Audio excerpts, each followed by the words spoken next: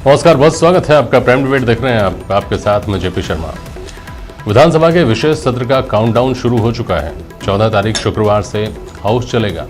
सबकी नजरें इस सत्र पर गड़ी हुई हैं क्योंकि प्रदेश की राजनीति की दिशा इस सत्र से तय होने वाली है।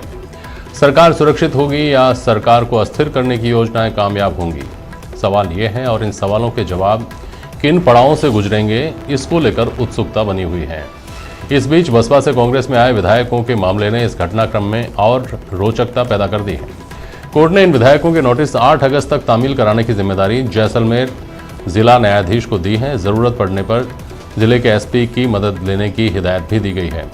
मर्जर के मामले में अब 11 तारीख को सुनवाई होगी एकल पीठ में, यानी सत्र शुरू होने से 3 दिन पहले। और महत्वपूर्ण बात यह है कि क्या बसपा से आए विधायकों के वोटिंग राइट्स पर भी कोई स्थगनादेश दिया जाएगा।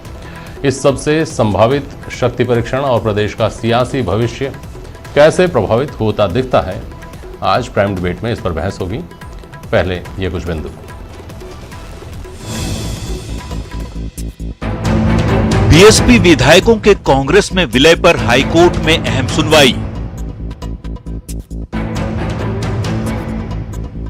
मर्जर पर स्टे को लेकर फैसला 11 अगस्त को। 11 अगस्त को साफ हो जाएगा कि आपको स्टे मिलता है या नहीं मिलता है और क्या कुछ रुख रहता है 6 विधायकों को लेकर। बिल्कुल 11 अगस्त को माननीय न्यायालय के समक्ष स्टे मिला तो कैसे बढ़ जाएगी सरकार की मुश्किल।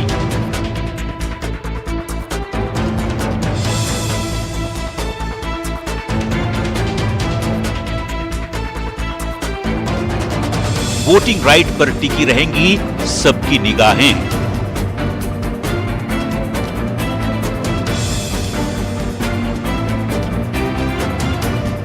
बीएसपी की ओर से वोटिंग राइट पर प्रेयर दी जा सकती है।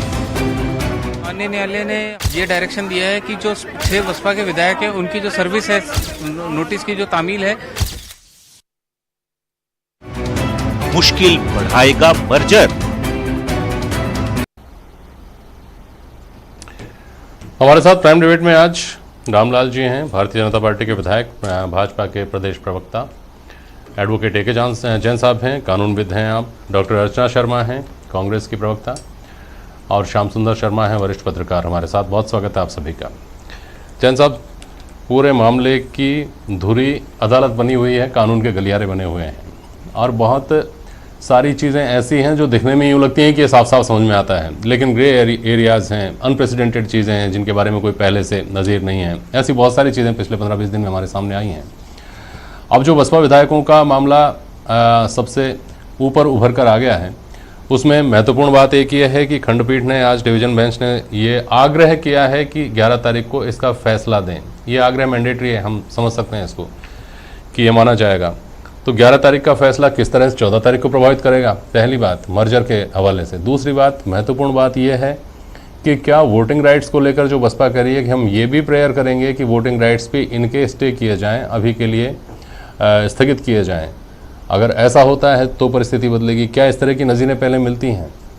देखिए, सबसे पहली बात तो ये है कि खंडपीठ ने न तो एकल बेंच से को कोई निर्देश दिया है और न ही कोई आदेश दिया है। उन्होंने सिर्फ ये लिखा है कि खंडपीठ को विश्वास है कि स्टे एप्लीकेशन पर एकल पीठ 11 तारीख को सुनवाई करके और बिना किसी चीज से जो भी ऑब्जर्वेशंस हुए हैं या बहस हुई है हमारे यहाँ पर, इनसे प्रभावित होकर मेरिट के अनुसार मामले को निस्तारित कर देगी। तो एक तरीके का विश्वास उन्होंने व्यक्त किया है। कोई निर्देश भी नहीं दिया, न कोई डायरेक्शन दिया। ये कोई ज़रूरी नहीं है कि 11 तारीख को अगर तय ही हो जाए, मान लीजिए 6 घंटे 8 घंटे बहस चल रही है जैसे कि बड़े बड़े, क्योंकि इन दिनों सबसे बड़ा लाभ अगर राजस्थान में किसी को हो रहा है तो दिल्ली से आने वाले वकीलों को हो रहा है। लॉकडाउन के पीरियड में उन्हें ग्रीन फील्ड राजस्थान खूब मिल गया है। सबसे बड़ा फ़ायदा अगर किसी को हुआ है तो ये हुआ है। अब दूसरी बात ये आती है कि ये मान लें, ये प्रिजम्पशन है कि क्या उन पर मर्जर पर स्टे कर दिया जाएगा। इससे पहले के कोई प्रेसिडेंट नहीं है कि फाइनल सुनवाई से पहले किसी प्रकार का स्टे किया हो। परंतु हाल ही में पृथ्वीराज मीणा और सचिन पायलट वाली जो रिट पिटीशंस थी, उस मामले में राजस्थान हाईकोर्ट की खंडपीठ ने अंतरिम आदेश पर ही स्टे किया है। तो एक रास्ता उन्होंने खोल दिया है कि हाईकोर्ट चाहे तो अंतरिम स्टे जारी कर सकती है अंतिम निर्णय करने के बजाय। अब दूसरा प्रश्न आपने ये आता है कि क्या पूर्व में इसकी कोई नजीरें हैं। ये अभी तक भी ग्रे एरिया है। सुप्रीम कोर्ट ने इस मर्जर क्या है और मर्जर का क्या प्रोसीजर होगा इसको अब तक कहीं तय नहीं किया है। Baljit Singh Bhullar versus state of Punjab 1997 का एक रिपोर्टेड पंजाब एंड हरियाणा उच्च न्यायालय का जजमेंट है, जिसमें वहाँ पर जो कम्युनिस्ट पार्टी थी, राष्ट्रीय पार्टी थी, उसका एकमात्र विधानसभा सदस्य था वो कांग्रेस में मर्ज उसने कर लिया था। उसको चुनौती दी गई थी, परंतु उसमें उन्होंने ये माना था कि लेजिस्लेटिव पार्टी का जो मर्जर है उसको ये इसके लिए जरूरी नहीं है कि ऊपर की पार्टी से निर्देश प्राप्त करो। वो अगर 2/3 है तो वो स्वतंत्र है मर्जर करने के लिए, और वो मर्जर पॉलिटिकल पार्टी का माना जाएगा।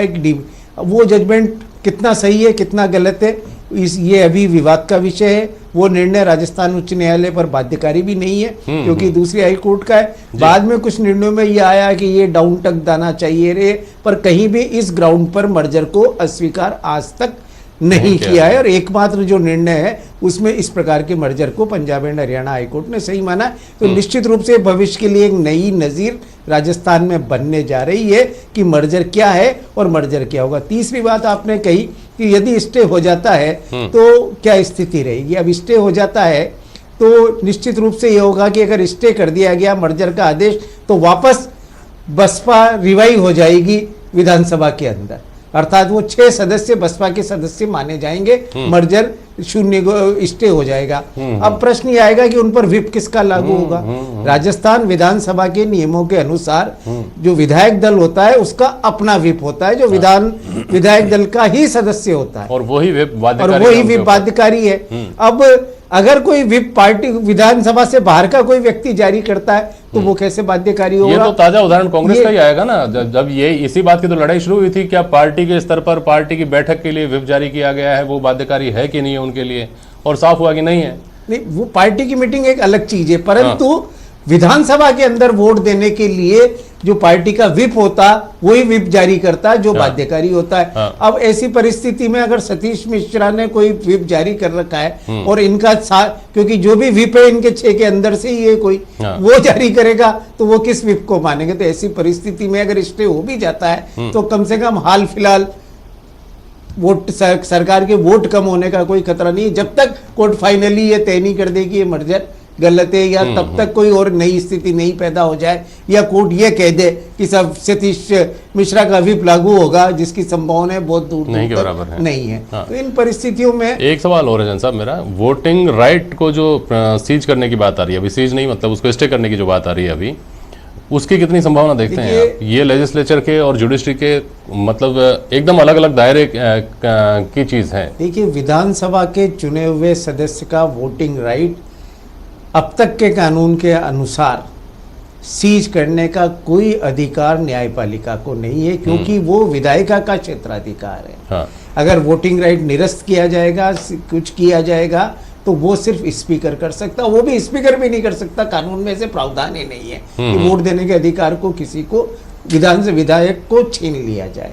तो ये करने का, ये भी अगर होगा तो ये पहली बार एक नई परंपरा, नया कानून बनेगा जो अब तक नहीं है। बिल्कुल ठीक है। श्याम सुंदर शर्मा जी, आज शाम को जब से कोर्ट का ये आदेश आया है कि 8 तारीख तक डीजे जैसलमेर नोटिस सर्व कराए, जरूरत पड़े तो जैसलमेर एसपी की मदद ले, तब से इस बात को लेकर के अंदाजे लगाए जा रहे हैं, स्पेकुलेशंस का दौर है कि नोटिस सर्व होना कितना संभव है। जब मानेसर में 19 आदमी नहीं मिल रहे हैं तो यहाँ ये 6 आदमी मिल ही जाएंगे, इस बात की क्या गारंटी है? श्याम सुंदर शर्मा जी। देखिए जेपी शर्मा जी, आज न्यायालय ने कहा है कि 8 तारीख तक सर्व कराएं। अब क्योंकि ये माना जा रहा है, अभी उनका एकदम से स्पष्ट नहीं है कि वो जैसलमेर में मौजूद है। कोर्ट को कहा गया है कि वहाँ है, हो सकते हैं, तो कोर्ट ने कहा है कि 8 तारीख तक केवल उन्होंने कहा बाड़मेर और जैसलमेर के अखबारों में शाया कराइएगा विज्ञापन। इसके अलावा उन्होंने कहा है कि डिस्ट्रिक्ट जज को, क्योंकि आज तकरार होने की स्थिति बन रही थी, यदि हाई कोर्ट कह देता वापस से कि विधानसभा सचिवालय को कि आप कराइए, तो आज देखिएगा कि मना कर दिया।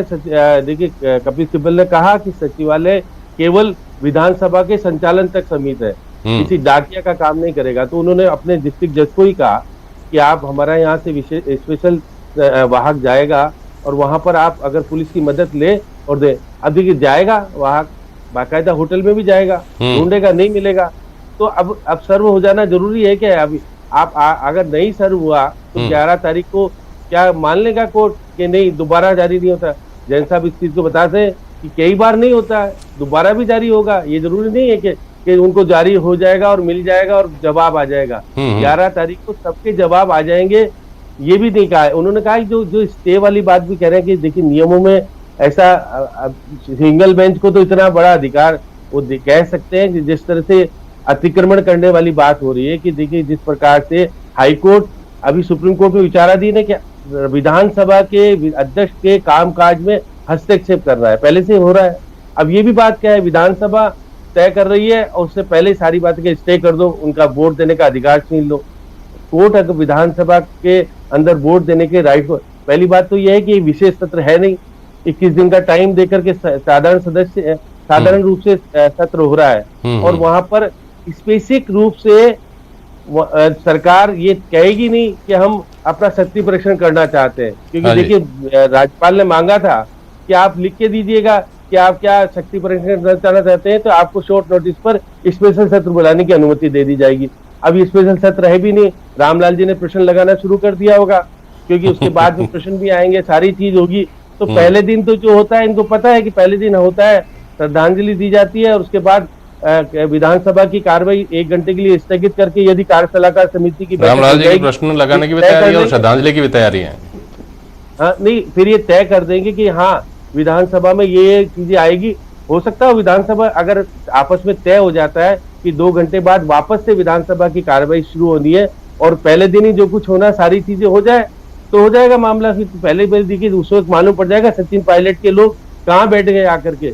अगर कांग्रेस के पक्ष में बैठ गए तो कुछ होना ही नहीं है, नहीं तो सबसे पहले डिस्क्वालीफाई तो वो होंगे, बागी जो 22 लोग हैं और उनके जो 19 लोग हैं उन पर निर्णय होगा। पहले विधानसभा सत्र करेगा, अब विधानसभा अध्यक्ष को निर्णय नहीं करना है, विधानसभा खुद निर्णय करेगी।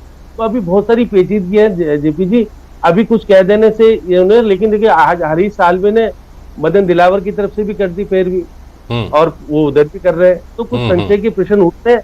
अब भले रामलाल जी स्पष्टीकरण दे कि साल्वे साहब, बात रामलाल जी से करते हैं। श्याम जी वापस आता हूँ आपके पास।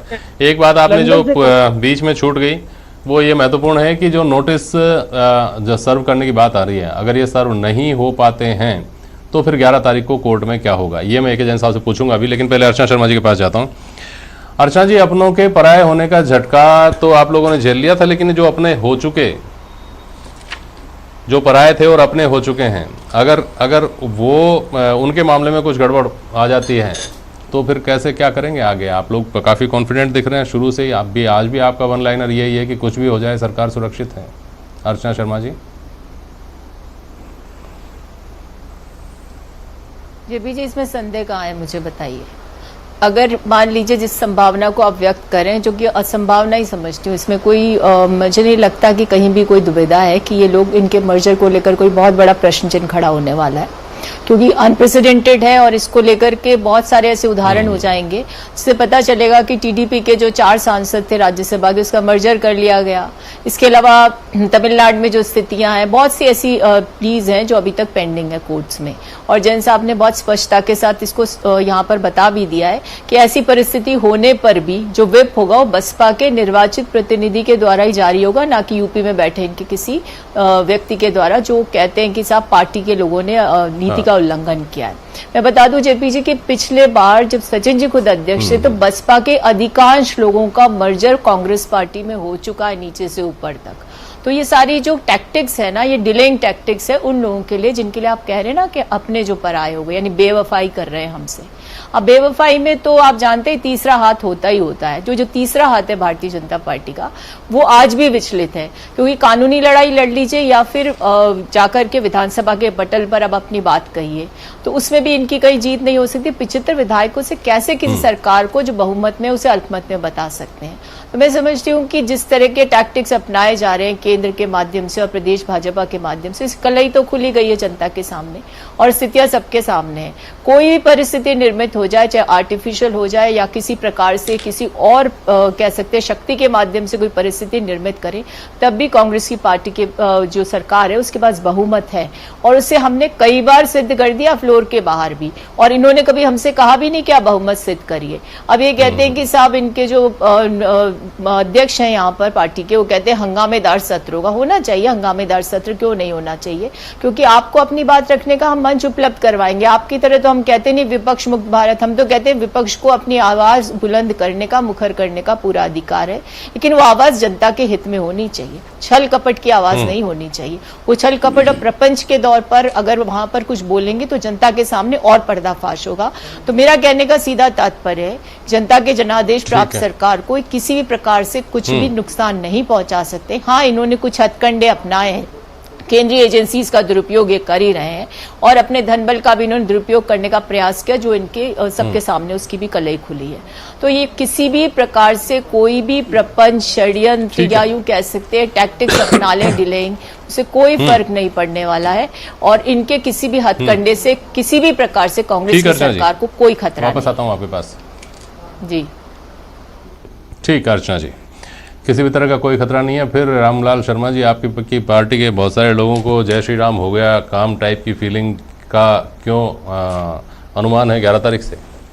देखिए जेपी शर्मा जी, सबसे पहले तो मैं ये कहूंगा कि अर्चना जी जो कह रही है कि हमारी सरकार को कोई खतरा नहीं है, हम भी ये मानते हैं कि आपकी सरकार को कोई खतरा नहीं है और भारतीय जनता पार्टी ने कभी ये कहा भी नहीं है कि आप फ्लोर टेस्ट कराइए। जब खतरा आपकी सरकार को नहीं है, खतरा आपके मुख्यमंत्री जी को नहीं है, खतरा आपके विधायकों को नहीं है, तो फिर 1 महीने से आप बाड़े में बंद क्यों कर रखे हैं विधायकों को? खतरा किस चीज का है? यदि आपकी सरकार के पास पूरा बहुमत है तो आप क्यों नहीं सचिवालय के अंदर बैठ के जनता के काम करने का करें? अर्चना जी मेरी बात सुनिए पहले।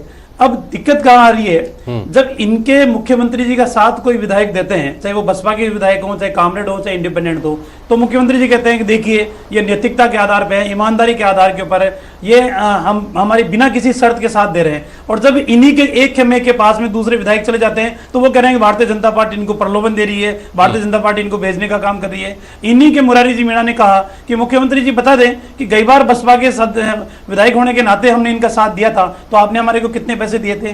तो जहां दोहरी बातें करना मुख्यमंत्री जी और इनकी पार्टी के चरित्र को उजागर करता है। अब रही बात यह कि हंगामेदार सत्र होगा, क्यों नहीं हंगामा करेंगे हम? क्यों नहीं 1 महीने से सरकार लापता है, क्यों नहीं हंगामा करें हम टिड्डी के विषय के अंदर? क्यों नहीं हंगामा करें हम विकास के मुद्दों के आधार पे? आज प्रदेश के अंदर अनेकों समस्याएं ऐसी है जिनका समाधान होना नितांत आवश्यक है। इसलिए हंगामा जनता की समस्याओं के समाधान के लिए सरकार के सामने करेंगे और वो हमारा अधिकार है। इस अधिकार के लिए हमारे को किसी से परमिशन लेने की आवश्यकता नहीं है। अर्चना जी बिल्कुल ठीक है। आप मुझे बताइए कि हरीश साल्वे की फीस कौन भर रहा है? थोड़ा सा आउट ऑफ बॉक्स ये क्वेश्चन कर रहा हूँ आपसे।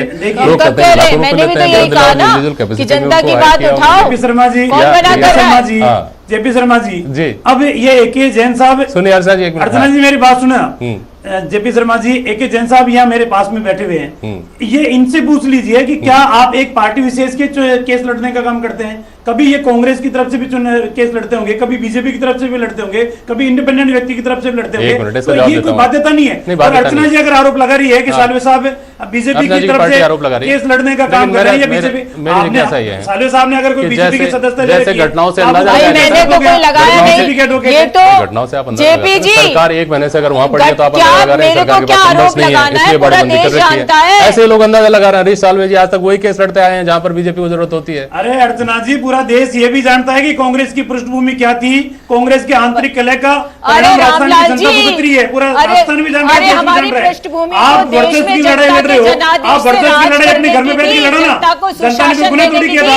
और रही बात भारतीय जनता पार्टी ने इस बात का कोई शपथ पत्र थोड़ी दिया था आपको कि आपकी सरकार चलाने की नैतिक जिम्मेदारी बीजेपी की है। आपकी सरकार चलाने की जिम्मेदारी आपकी, आपकी विधायकों की है, आपकी पार्टी की जिम्मेदारी है, बीजेपी की जिम्मेदारी क्या है? ये बताओ आप, आपकी पृष्ठभूमि क्या है? आप भारतीय जनता पार्टी के 75 विधायक हैं, 75 विधायकों से आपकी सरकार गिरती है, तो वो गिरने की दिक्कत है। अगर 75 विधायकों से नहीं गिर रही है, आपके अंतर के लगे हमारी सरकार, हमारा दोस्त कहाँ है? अरे ये जो विधायकों लाल के सपने देख रहे हो ना, उनका ये चरित्र इमेच्योरिटी की निशानी है। आप उनका चरित्र टिकट देने से पहले देख लेना चाहिए ना। अरे तो आप भी तो देख लो उनको लेने से पहले। आप जैसे लोगों को उखाड़ फेंकेंगे ये, इनको लोगे ना, ये आप जैसे लोगों को उखाड़ फेंकेंगे, कुछ नहीं बचेगा। के अंदर बच्चों की डेथ होती जो है, अवसरवादी होते हैं उनको अवसरवादी लेते हैं तो मुक्की खानी पड़ती है। चलिए वो बातें पुरानी हो गई रामलाल जी, आगे जो क्या हो रहा है आरोप उस पर हो लगाते गई हैं? बात है कि जैन साहब जो मैंने सवाल किया था वो जरा सा सुनिए खुलासा मेरी कीजिए बात, कि अगर ये रामलाल नोटिस सर्व जी, नहीं हो पाते हैं आपको मुख्य और 11 तारीख JP जी, को एक मिनट, JP जी, BSP अरे के अर्चना जी, एक मिनट वैसा जो लोग समझना चाहते हैं वो सुनने दीजिए। आपके पास एक मिनट ये प्रमुख रामलाल जी, रामलाल जी, की ठीक, ठीक, संयमशीलता, ठीक। तर्कशीलता तो आपके एक मिनट अंदर- सर, क्या होगा जैन साहब ना उस तो सूरत में क्या होगा? तर्कशील होना संयमशील रामलाल है। जी, अरे ये सुनने के लिए नहीं बैठे हमारी दर्शक सरकार सर, ये जनता की महत्वपूर्ण बात सरकार है, क्या होता है उस राजस्थान सूरत की में जैन साहब? सरकार है, जनता की देखिए, सरकार है, देखिए, छल कपट की सरकार नहीं डीबी है। ने डीबी ने ये अन्यायिक आदेश सरकार दिया नहीं है है। कि मॉरल अखबार वैल्यूज में के साथ नोटिस खड़ी निकाल सरकार दिया है। जाए, व्यक्तिगत रूप से भी भेजा जाए। अखबार में जब नोटिस पब्लिश हो जाता जी। है तो ये माना जाता है कि नोटिस की तामील हो गई। लेकिन वो एक विशेष संस्करण में छपवाने की बात की जिस गई जो भी है, पर कोर्ट ने अगर किसी अखबार में छपवा दिया है हाँ। तो प्रथम दृष्टया ये माना जाएगा कि इस नोटिस की तामील हो चुकी है, ये स्पेशल प्रोविजन सीपीसी में है। तो ऐसी परिस्थिति में 11 तारीख को यदि वो अपीयर नहीं होते हैं हाँ। तो कोर्ट ये मानेगी कि इन पर नोटिस की तामील हो गई है, फिर भी नहीं आए और उनके विरुद्ध एक तरफा कार्रवाई करेगी। ठीक। तो ऐसी परिस्थिति में नोटिस की तामील का जो प्रश्न है वो अब बंद हो गया है। अखबार में छपते ही नोटिस तामील हुआ मान लिया जाएगा। ठीक है श्याम सुंदर शर्मा जी, समय बहुत कम बचा हुआ है। ये मानते हुए जो नया मोड़ ही आया है, अब संख्या बल जो है ना, फिगर्स जो हैं वो किस तरह से प्रभावित होते हैं, उनमें क्या सूरत बनती है? श्याम सुंदर शर्मा जी बहुत संक्षेप में बताइएगा। देखिए जेपी शर्मा जी, क्योंकि 6 विधायकों को अगर वोटिंग राइट का अधिकार छिन जाता है तो दूसरी तरफ ये है कि सचिन पायलट के जो है जितने लोग हैं 19, वो उसके पहले डिस्क्वालीफाई वो होंगे, पहले दिन ही हो जाएगा ये फैसला। यदि उनको कांग्रेस के साथ में बैठना पड़ेगा और नहीं तो पहले दिन ही वो, आप विधानसभा शुरू होने के बाद जैसे ही विधानसभा अध्यक्ष प्रस्ताव लाना चाहेंगे, कुछ बोलना चाहेंगे, श्रद्धांजलि से पहले फैसला हो जाएगा और उसके बाद तो आप विधानसभा को हो जाएगा कि अगर वो अर्चना जी कोई बहुत महत्वपूर्ण तथ्य अगर आप दे रही हैं तो 10 सेकंड बचे हैं। अर्चना जी बोलिए, इस पर अगर आप कुछ बोलना चाह रही हैं तो। जेपी जी, ये रामलाल जी और इनकी पार्टी, बिल्कुल ये रामलाल जी और इनकी पार्टी दिवा स्वप्न देख रही है और अपने धनबल, अरे हमारी पार्टी को छोड़ो अर्चना जी, हमारी पार्टी की ज्यादा चिंता क्यों कर रहे हो? आप अपनी पार्टी की चिंता करो ना। साबित कर सकते हैं। दिलचस्प ये होगा। सुनो, आपकी पार्टी का चरित्र जो है ना वो इतना आप अपनी पार्टी पतनकारी की हो चिंता गया करें, हमारी कि पार्टी की देश की चिंता जनता करने के के जनादेश की लिए विपरीत जाना चाहते राजनीतिक हो, आरोप आपके प्रत्यारोप प्रवक्ता के लिए बना नहीं दिया, सर, तो महत्वपूर्ण कम बात से जो है कम जैन साहब ने तर्क की बताई। बात तो करो, थोड़ा संयम से जिस रखो। बात को लेकर शाम से मामले में चर्चा है कि ये नोटिस सर्व होते हैं नहीं होते हैं, हो पाते हैं नहीं हो पाते हैं, ये मैटर नहीं करता। अगर अखबार में छपवा दिया जाता है तो बात वहीं खत्म हो जाती है। महत्वपूर्ण बात यह है कि क्या, जिसकी उम्मीद बहुत कम है, 11 तारीख को बसपा के जो विधायक हैं उनके वोटिंग राइट्स को रोके जाने का कोई आदेश आता है क्या, तो फर्क पड़ता है 14 तारीख से आउट होने वाले सत्र पर। बहुत शुक्रिया आप सभी का आज प्राइम डिबेट में शामिल होने के लिए। आज के लिए बस इतना ही, नमस्कार।